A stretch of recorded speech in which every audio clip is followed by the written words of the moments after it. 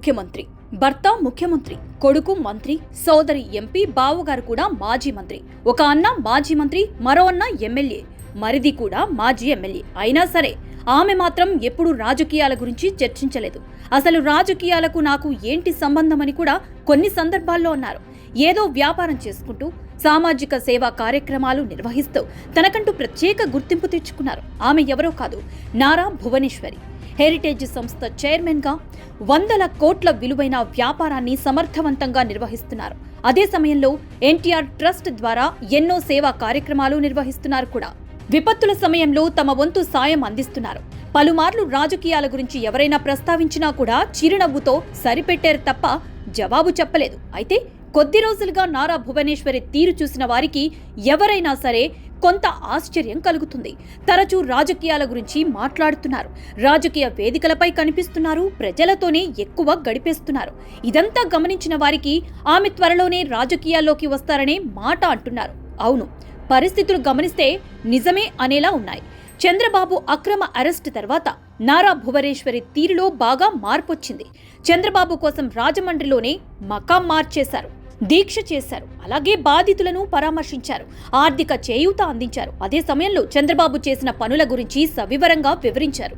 తనపై పడిన నిందలను కూడా ఘాటుగానే బదులిచ్చారు భువనేశ్వరి. ఇక ప్రతిసారి మాదిరిగానే కుప్పం ఎన్నికల ప్రచార బాధ్యతలను భువనేశ్వరి స్వయంగా పర్యవేక్షించారు.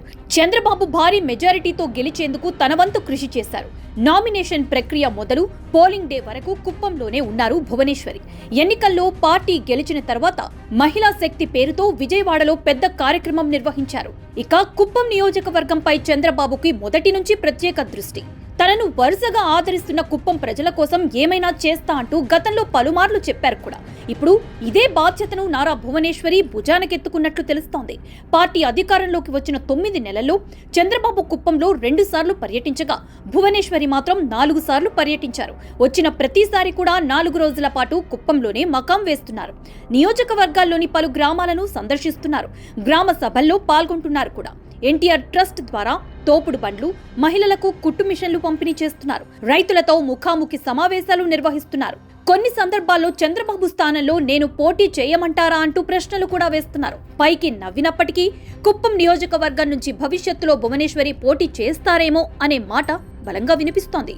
భువనేశ్వరి కుప్పం పర్యటనలో పార్టీ నేతలు చాలా జాగ్రత్తలు తీసుకుంటున్నారు. ఎక్కడా ప్రభుత్వ అధికారిక కార్యక్రమాలు లేకుండా చూసుకుంటున్నారు. పల్లెల పర్యటనల్లో ఎన్టీఆర్ ట్రస్ట్ ద్వారా ఆర్థిక సాయం అందించటం, మహిళలు, విద్యార్థులతో ముఖాముఖి నిర్వహించేందుకు ఎక్కువ ప్రాధాన్యత చూపిస్తున్నారు. అదే సమయంలో పార్టీ నేతలతో కూడా భువనేశ్వరి మాట కలుపుతున్నారు.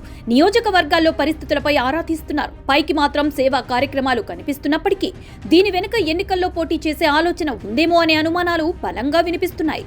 భర్తకు ఏమాత్రం తీసిపోని విధంగా ఎన్టీఆర్ ట్రస్ట్ ట్రస్టీగా భువనేశ్వరి కూడా ప్రత్యేక దృష్టి సారించారు.